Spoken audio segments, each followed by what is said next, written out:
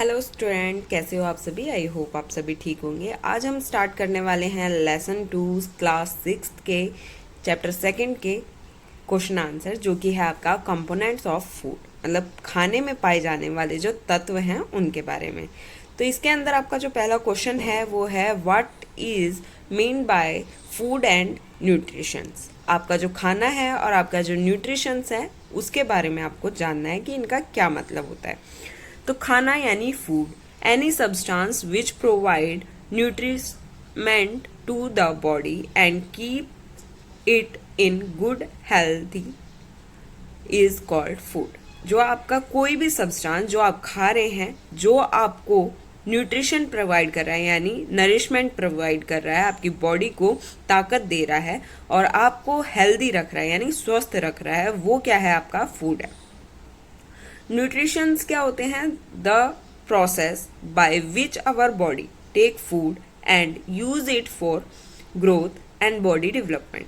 वो प्रोसेस यानी जरिया जिसके द्वारा हमारा जो शरीर है, हमारी जो बॉडी है, खाना ले रही है और उससे क्या कर रही है? ग्रोथ कर रही है यानी विकास कर रही है और डेवलप हो रही है। तो उसको आप क्या बोलेंगे? नरिशमेंट बोलेंगे। नेक्स्ट जो क्वेश्चन है आपका वो है how will you test of the presence of starch in any food items। आप कैसे टेस्ट करोगे, मतलब कि किसी खाने के अंदर जो स्टार्च है वो प्रेजेंट है या नहीं।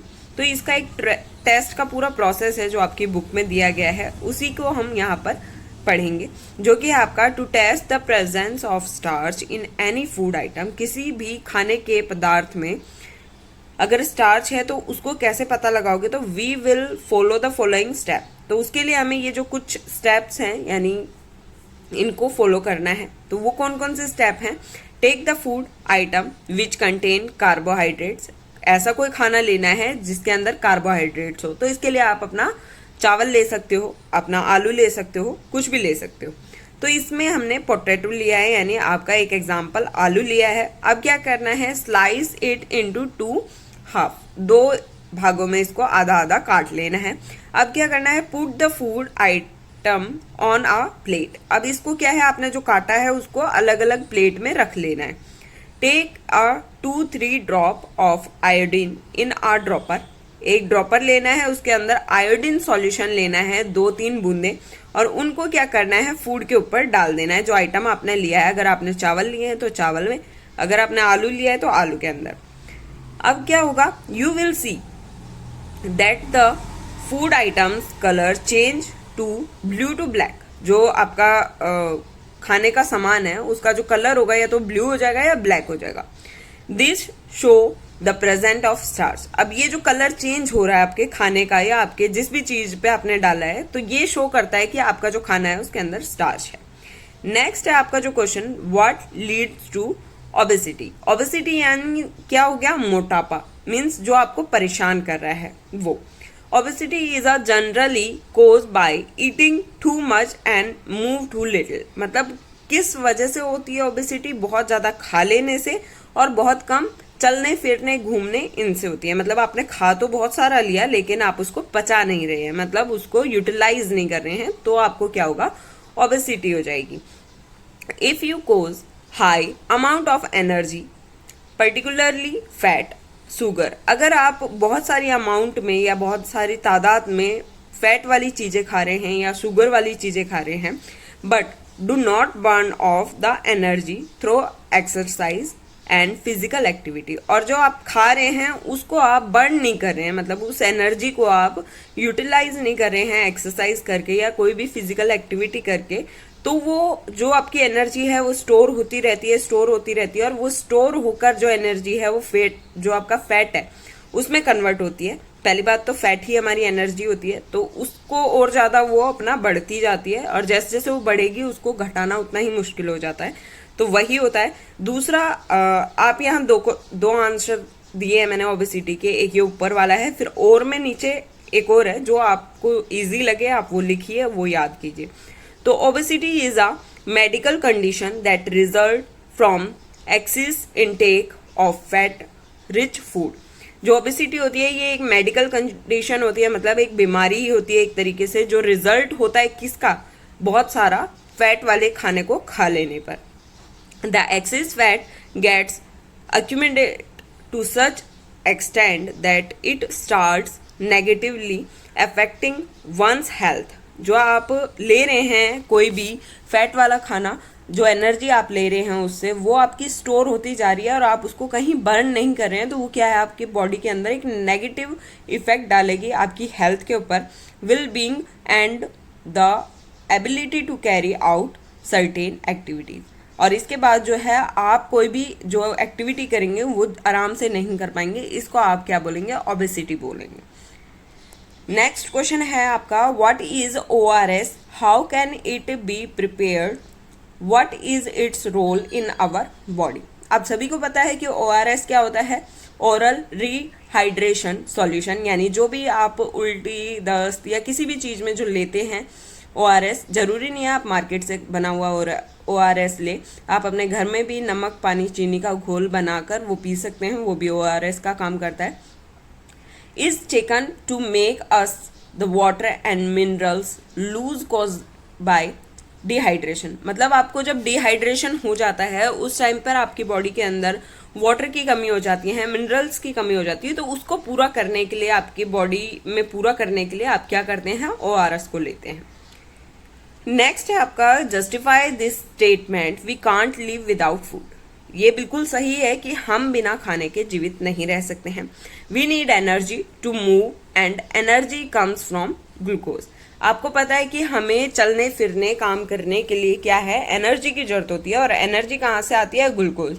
अब बोलोगे आप सभी कि मैम हम तो ग्लूकोज पी लेंगे तो उससे हमारी पूरी हो जाएगी, बट ग्लूकोज हमारा खाने से ही मिलता है। जो हमारी बॉडी को ग्लूकोज मिलता है वो खाने से मिलता है।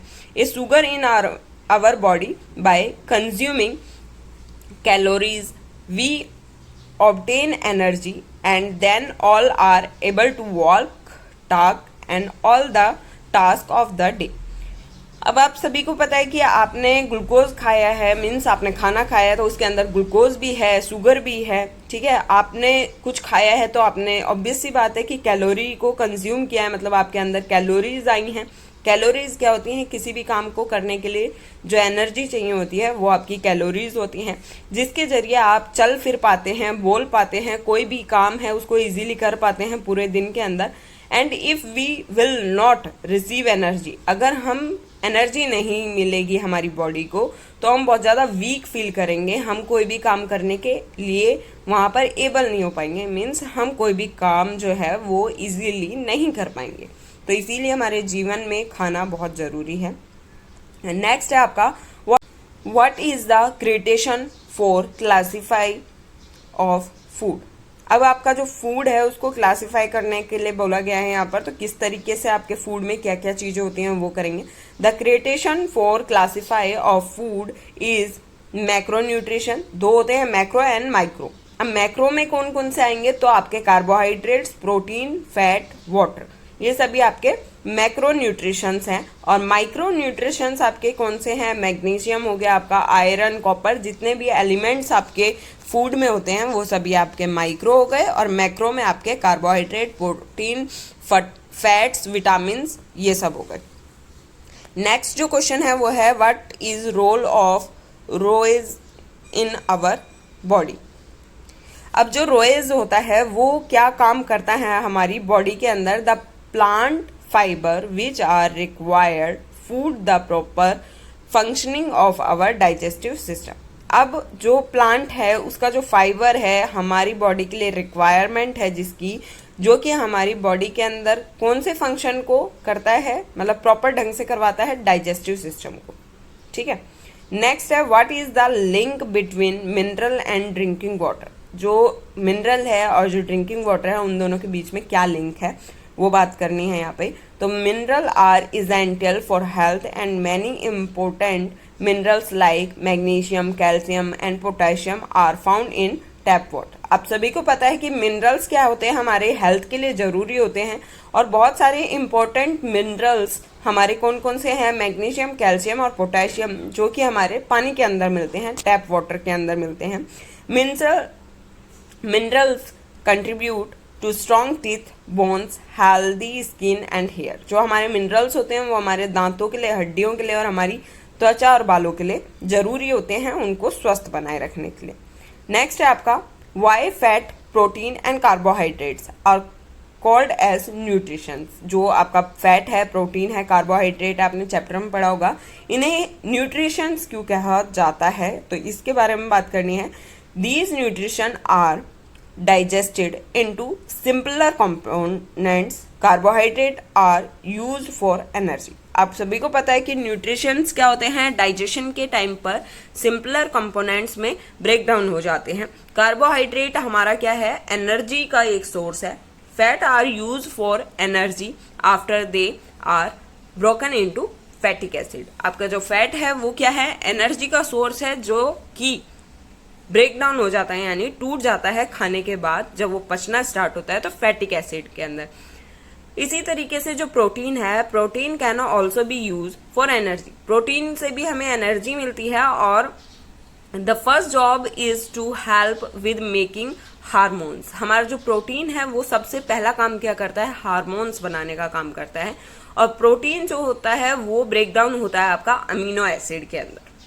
नेक्स्ट क्वेश्चन है आपका why do we have to drink a lot of water. हमें क्यों बहुत ज्यादा पानी पीना चाहिए, तो ऑब्वियस सी बात है सभी को पानी ज्यादा पीना चाहिए। क्यों, क्योंकि डिहाइड्रेशन ना हो। दूसरी चीज, हमारी जो बॉडी के अंदर जितने भी हार्मफुल सब्सटेंस हैं वो सभी वाटर ज्यादा पीने से क्या होते हैं, डिजोल्व होते हैं और बाहर निकल जाते हैं हमारी बॉडी से।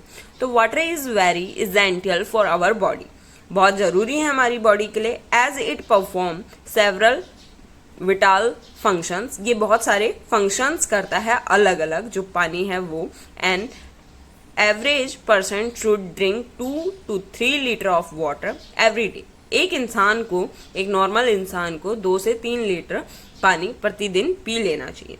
People doing regular physical work और those who live in hot climate needs more water. जो भी लोग रोजमर्रा की जिंदगी में बहुत ज्यादा फिजिकल वर्क करते हैं, यानी ऐसा काम करते हैं जिसमें पसीना बहुत ज्यादा आता है या फिर ताकत बहुत ज्यादा लगती है, और जो ऐसी जगह रहते हैं जहाँ का क्लाइमेट यानी मौसम बहुत गर्म होता है, उन सभी को ज्यादा पानी पीना चाहिए। गर्मियों में खासकर ज्यादा पानी पीना चाहिए। Give the function of fat, protein and vitamin. अब आपके जो फैट है, प्रोटीन है, विटामिन है, उनके फंक्शंस बताने हैं। तो फैट का जो फंक्शन होता है वो क्या होता है, फैट्स आर ग्लिसरी, मतलब ये चिकने होते हैं। Fat also provide energy to our body. जो फैट है वो आपके बॉडी को एनर्जी प्रोवाइड करता है। Fat help to keep the body warm, गर्म रखने में हेल्प करता है हमारी बॉडी को।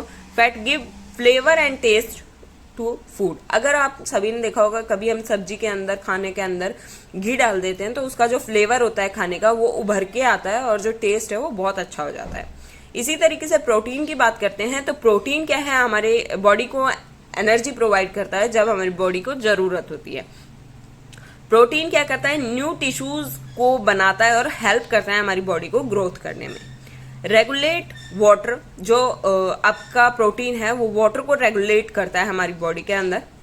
नेक्स्ट है protein are obtain from both plants and animal. जो प्रोटीन है वो हमें प्लांट से भी मिल जाता है और एनिमल से भी मिल जाता है। अब बात करते हैं विटामिन की क्या फंक्शंस है हमारी बॉडी के अंदर। तो विटामिन कई तरीके के होते हैं, आप सभी ने अपनी क्लास में चैप्टर में पढ़ा है, जिसमें से विटामिन ए है। विटामिन ए हमारी आईज को हेल्दी रखता है, हमारी स्किन को हेल्दी रखता है, मीन्स अच्छा रखता है। नेक्स्ट है विटामिन बी, जो कि हमारे नर्वस और डाइजेस्टिव सिस्टम को हेल्दी रखता है। विटामिन सी का जो काम होता है वो प्रोटेक्ट करना होता है इन्फेक्शन एंड डिसीज से। विटामिन डी का जो काम होता है वो क्या है, normal growth of bone and teeth के जो ग्रोथ है और जो उसके स्ट्रांगनेस है उसके लिए हमारी जो विटामिन डी है वो जरूरी होती है। तो यही था आपका चैप्टर।